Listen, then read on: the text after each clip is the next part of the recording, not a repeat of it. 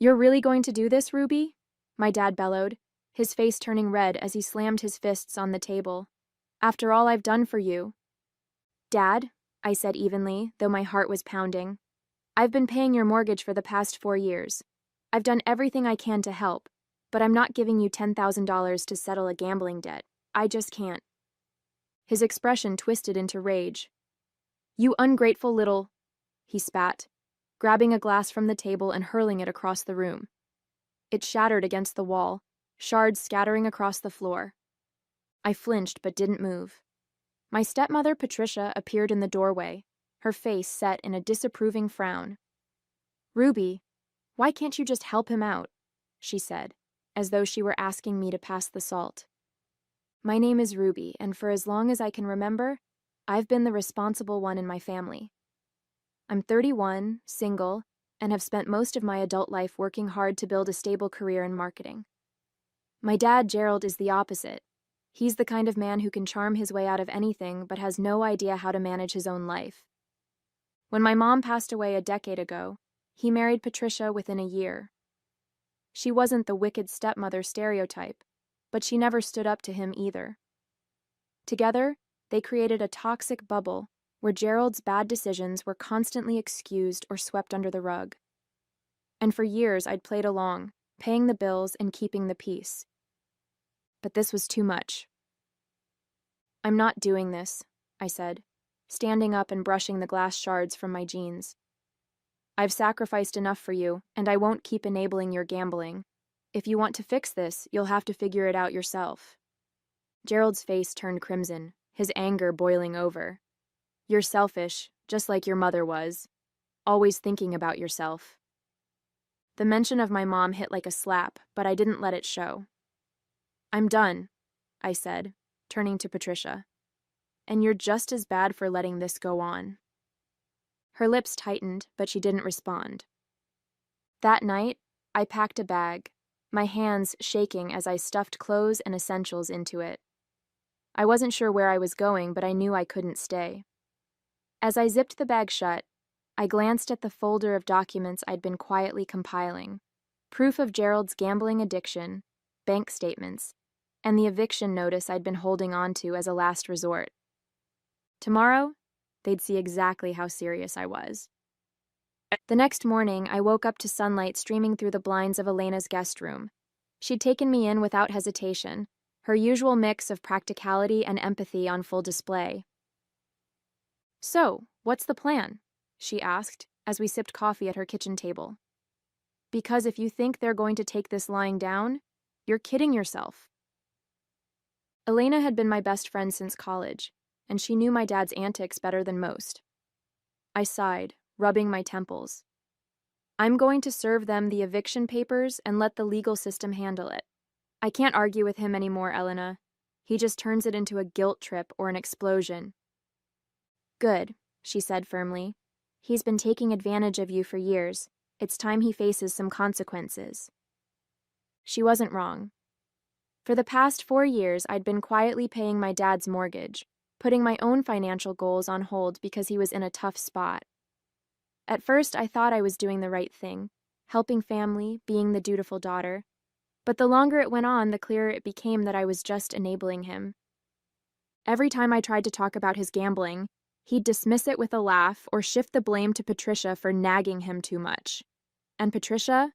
She'd just shrug and say, "That's how he is." Last night had been the final straw. The glass shattering against the wall, his shout about how I was just like my mother. It was like a switch flipped. I wasn't going to let him drag me down any further. After breakfast, I opened the folder I'd brought with me and laid out the evidence.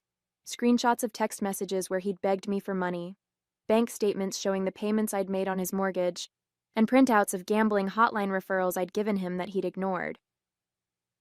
Wow, Elena said, flipping through the pages. You've been holding on to this for a while. I didn't want it to come to this, I admitted. But I knew he'd never stop if I didn't have a plan. This way, when he tries to play the victim, I have proof of everything. She nodded approvingly. Smart. So, when are you dropping the hammer?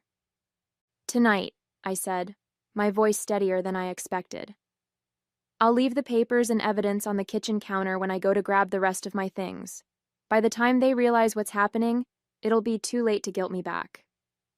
As I packed my things to head over, I felt a strange sense of calm. For the first time in years, I wasn't reacting to my dad's chaos. I was taking control. By the time I pulled into the driveway, the knot in my stomach was wound so tightly I could barely breathe. The house looked the same as always. Peeling paint, a sagging porch, the garden overrun with weeds. It struck me how much this house mirrored my dad's life. Neglected, chaotic, but just barely standing. I stepped inside, bracing myself for what I might find. The living room was empty, but the faint sound of the TV murmured from the back den. My dad and Patricia were probably sitting there, watching some mindless show while pretending everything was fine. I moved quickly, heading to my old room to grab the last of my things. The duffel bag I'd left behind was still where I'd stashed it under the bed, and I filled it with the odds and ends I hadn't taken the night before. Photo albums, a few books, my mom's necklace. On my way out, I paused in the kitchen. The counter, usually cluttered with junk mail and coffee cups, now held a neatly stacked pile of documents. The eviction notice, the financial evidence, and a handwritten note. I picked up the note and reread it one last time. Dad, I've spent years helping you, but you've taken it for granted and used my support to fuel your gambling habit. I can't do this anymore. The mortgage is paid off because of me, and now it's time for you to take responsibility for your actions. The papers explain everything. I hope you can find a way to turn things around, but I won't let you drag me down with you anymore. Love, Ruby. My hand trembled as I placed the note back on top of the pile. It wasn't angry or vindictive, just the truth. And for once, I wasn't afraid to speak it. As I turned to leave, I heard the TV click off. My dad's voice boomed from the den. Ruby, is that you? I froze, my heart racing. Part of me wanted to bolt, but I forced myself to take a deep breath and step into the doorway. Yeah, Dad, I just came to grab the rest of my stuff. He looked at me with a mix of suspicion and annoyance. You're not really leaving, are you? Come on, Ruby, you're overreacting. Patricia chimed in from the couch, her tone exasperated. You can't just walk away from family. I'm not walking away, I said, my voice calm but firm. I'm setting boundaries. You'll understand when you read the papers. I didn't wait for their response. I walked out the door, the weight lifting with every step. That evening, I sat in Elena's living room, the eviction papers filed and the note left behind. My heart was still racing from the confrontation, or lack of it, really. Walking out of that house without looking back was one of the hardest things I'd ever done, but I knew it was the right thing. Elena handed me a cup of tea, sitting down next to me on the couch. How are you feeling? I stared into the steaming cup, searching for an answer. Relieved, I said finally. But also guilty. It's my dad, you know. I keep wondering if I went too far. She gave me a look. Ruby, you've been paying his mortgage for years, and he threw a glass at you when you said no to more money. That's not normal.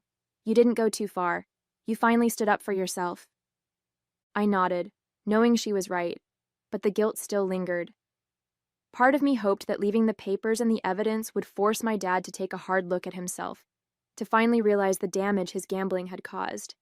But deep down, I wasn't sure he'd ever change. The next morning, my phone buzzed incessantly with texts and calls from my dad. I didn't answer. Instead, I let the messages pile up, each one angrier than the last. What the hell is this, Ruby? Eviction papers? Are you serious? I can't believe you do this to your own father. You think you're better than me? You're just like your mother. That one stung, but I refused to let it break me. By mid-afternoon, Patricia called, her tone dripping with feigned concern. Ruby, this has gone far enough. Your father is devastated. Do you really want to put him through this? I took a deep breath, steadying myself. Patricia, I didn't put him through anything. He did this to himself. If you want to help him, you'll encourage him to get help for his gambling problem. But I'm done cleaning up his messes. She sighed heavily. You're being unreasonable. Family is supposed to stick together. No, I said firmly. Family is supposed to respect and support each other. This isn't that. I hung up before she could respond, my hands trembling. The calls and messages only reinforced what I already knew. I couldn't go back. For the first time in years, I was putting myself first. And while it was terrifying, it also felt like freedom. By the following day, the messages from my dad had stopped, replaced by silence that felt almost louder than his shouting. But Patricia was persistent. She left voicemails filled with guilt-laden monologues, saying things like, "We don't know how we're going to manage without you," and "You're turning your back on the people who love you." Love. That word hit a nerve. Love didn't throw glasses or demand thousands of dollars without a second thought. Love didn't guilt you into sacrificing everything while offering nothing in return. "Elena," I said that evening as we sat in her living room, "I think I need to block them. I can't keep listening to this." She nodded. "You've done more for them than most people would. Blocking them doesn't make you a bad person. It's about protecting your sanity." I hesitated, my thumb hovering over my phone screen. It felt so final, cutting off the last thread of communication. But when I thought about everything I'd endured, the shouting, the manipulation, the endless excuses, I pressed the button. That night, I went over the documents with Elena again, double-checking that everything was in order. The eviction notice was airtight, and the evidence of my dad's gambling problem painted a clear picture of why this step was necessary. "You've covered all your bases," Elena said, scanning the papers. "If they try to fight this, they don't stand a chance."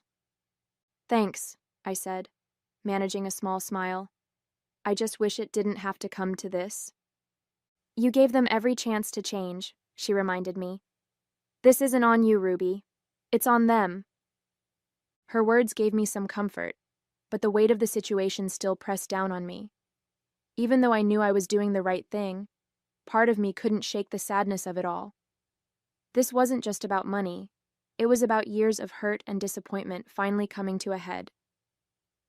The next morning, I received an unexpected call from the lawyer handling the eviction. "Ruby, I wanted to let you know that your father reached out to us. He's trying to contest the eviction, claiming that he's the rightful owner of the house." I clenched my jaw. "Did he provide any proof?"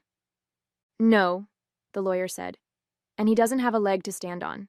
The mortgage was paid off in your name, but I wanted to give you a heads up. This could get messier before it's resolved." "Thanks for letting me know," I said. As I hung up, a new wave of determination surged through me. If my dad wanted a fight, he'd get one. But this time, I wasn't backing down. Over the next week, I focused on gathering every piece of evidence I could to prepare for my father's challenge. Bank statements, text messages, proof of my mortgage payments. It was all there, a clear trail that outlined exactly how much I'd done for him. Elena helped me sort through it all. "Ruby," she said, holding up a particularly damning set of texts where my dad had promised to cut back on gambling if I paid his bills, "this alone shows how manipulative he's been. You've got nothing to worry about." "I know," I said, exhaling slowly, "but it's still exhausting. I can't believe it's come to this. Fighting my own father just to protect myself." "You're not fighting him," she said firmly. "You're standing up for yourself. There's a difference." Later that evening, I received an email from the lawyer handling the eviction. Attached were copies of my dad's challenge to the proceedings, a rambling letter filled with half-truths and outright lies.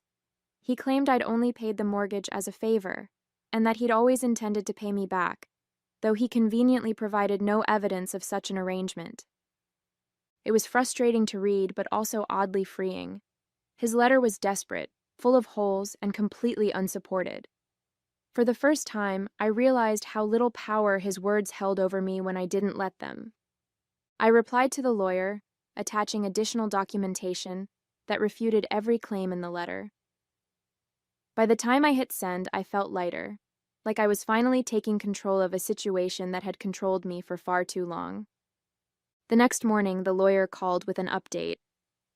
"Ruby, I've reviewed the challenge, and it's baseless.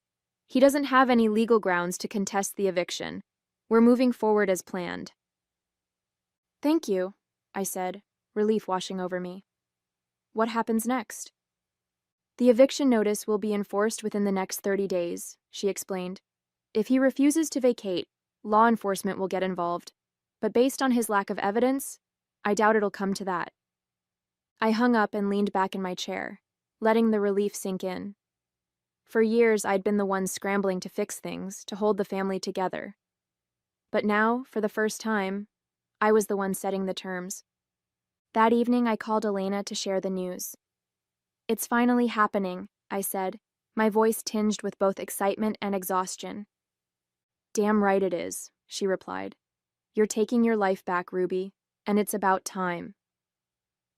The day had finally come. I pulled into the driveway, clutching the final eviction paperwork in one hand and my resolve in the other. The house stood there as it always had, but this time it didn't feel like a battle waiting to happen. It felt like closure. I knocked on the door and Patricia answered. Her face fell the moment she saw the papers in my hand. Oh, Ruby, she said, shaking her head. Is this really necessary? Yes, I said, stepping inside. It is. My dad was in the living room, sitting in his recliner with the TV remote in one hand and a drink in the other. He glanced up at me, his expression oscillating between annoyance and smugness. What now? He grumbled. I dropped the eviction notice on the coffee table in front of him. This, I said, my voice steady. You've got 30 days to move out. He picked up the papers, scanning them with a scowl. You think this means anything? He sneered, tossing them back onto the table. I'm your father. You can't just kick me out of my own house. It's not your house, Dad, I replied. It hasn't been for years. I've been paying the mortgage, and I have the documents to prove it. The lawyer has already confirmed the eviction is valid. Patricia hovered nearby, wringing her hands. Ruby, please, she said softly. We're family. Can't we work something out? Family, I repeated, my voice rising despite my efforts to stay calm. Where was that sense of family when he threw a glass at me? Where was it when he demanded $10,000 to cover his gambling debts? I've done everything I can for you both, and all I've gotten in return is manipulation and disrespect. This ends now. My dad stood up, his face flushed with anger. You think you're better than me, don't you? He spat. You're just like your mother, always looking for a way to make me the bad guy. I held his gaze, my hands trembling slightly but my voice unwavering. This isn't about being better or worse. It's about boundaries. I've let you take advantage of me for years, but I'm done. If you want to stay in this house, you'll have to fight the court, not me. He didn't respond, just sat back down with a bitter laugh. You'll regret this, he muttered. No, I said, turning toward the door. I won't. As I walked out of the house for the last time, a strange sense of peace settled over me. I wasn't sure what the future held, but for the first time, it felt like mine. The days that followed were quieter than I expected. I thought my dad or Patricia would launch into another round of frantic calls or try to intimidate me into reversing the eviction. Instead, there was silence. Part of me wondered if they were in denial, thinking I'd change my mind or that the legal process would somehow fall apart. But I knew better. I'd done my homework, covered every detail, and ensured that the law was firmly on my side. One morning, I received an email from the lawyer handling the eviction. Your father has not filed any formal objections to the notice, she wrote. If they fail to vacate by the deadline, law enforcement will enforce the eviction. The news brought a mix of relief and sadness. Relief because it confirmed that I was finally free of this toxic cycle, and sadness because deep down, I still wished things had turned out differently. Elena invited me out for lunch to celebrate the progress. Here's to Ruby, finally setting boundaries and reclaiming her life, she said, raising her glass. I laughed, clinking my glass against hers. It's about time, isn't it? You're handling this so much better than I would, she said. If it were me, I'd probably be plastering for sale signs on their lawn just to make a point. That's tempting, I admitted, smiling. But I think the papers do the talking for me. As we ate, Elena leaned forward, her expression turning serious. How are you, though? Really? I paused, considering her question. I feel lighter, I said finally. It's like I've been carrying this weight for so long and now I'm starting to let it go. But it's also bittersweet. They're my family, you know. I wish they'd made different choices. That's on them, Elena said firmly. You've done more than enough. It's okay to let go. As the eviction deadline loomed, I drove by the house one last time. The front porch was cluttered with boxes, a sure sign they were preparing to leave. I didn't stop, didn't linger, I just kept driving. That evening, I received a message from my lawyer confirming that my dad and Patricia had vacated the property. The house is now legally yours to manage as you see fit, she wrote. I stared at the message, a wave of emotions washing over me. For years, that house had been a symbol of sacrifice, guilt, and conflict. Now, it was something else entirely, a clean slate. As I sat in the quiet of my apartment, I realized that for the first time in years, I was truly free. The first morning after the eviction deadline felt surreal. I woke up to the realization that I no longer had to brace myself for a call from my dad or a guilt-ridden message from Patricia. The house, the conflict, the endless demands, it was all behind me now. I sat on the balcony of Elena's apartment with a cup of coffee, staring out at the city skyline. You seem quiet this morning, Elena said, joining me with her own mug. I think it's finally sinking in, I admitted. It's over. They're out of the house. I can move on. Elena smiled, her tone teasing. And here I was thinking you'd throw a party. I laughed, shaking my head. No, not yet. I think I need to just sit with this for a while. It's like, I've been in survival mode for so long, I don't know what to do with the calm. Over the next week, I began to reconnect with parts of my life I'd put on hold. I signed up for a photography class, something I'd always wanted to do, but never had the time or energy for. I started spending my weekends exploring new hiking trails, breathing in the fresh air and letting myself feel truly present for the first time in years.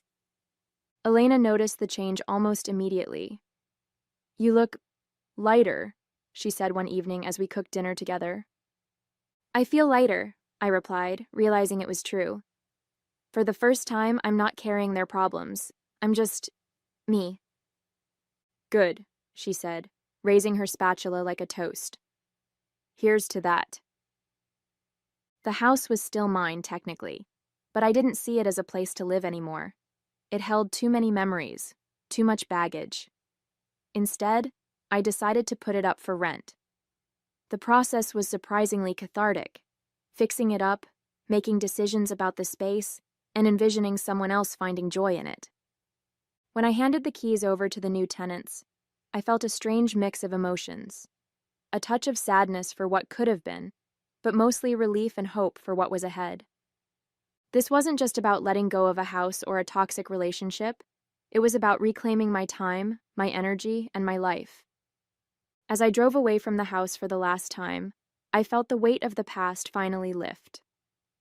A few weeks after the house was rented out, I found myself sitting in a cozy cafe, flipping through photos from my new photography class. I had never realized how much joy I could find in something so simple. For so long, my time and energy had been consumed by my father's demands and the chaos he brought into my life. Now, I was discovering parts of myself I'd almost forgotten existed. Elena joined me, sliding into the seat across from mine with a grin. Look at you, Ruby. Actually smiling. I laughed, setting the photos down. It feels weird, doesn't it? Being happy? It suits you, she said, taking a sip of her coffee. So, what's next on the agenda? World domination? Opening your own photography studio? I rolled my eyes playfully. Nothing that dramatic. Honestly, I think I just want to keep building a life that's mine. No guilt, no pressure, just freedom. Later that evening, I reflected on everything that had happened over the past few months. The eviction, the confrontation, the emotional fallout. It had all felt so overwhelming at the time, like I was wading through quicksand. But now, looking back, I realized how much stronger I'd become because of it. For years, I'd let myself believe that sacrificing for my family was the only way to show love. But love wasn't supposed to feel like an endless obligation, a constant drain on my soul. Love was supposed to build you up, not tear you down. I thought about my dad and Patricia, wondering if they'd learned anything from all this.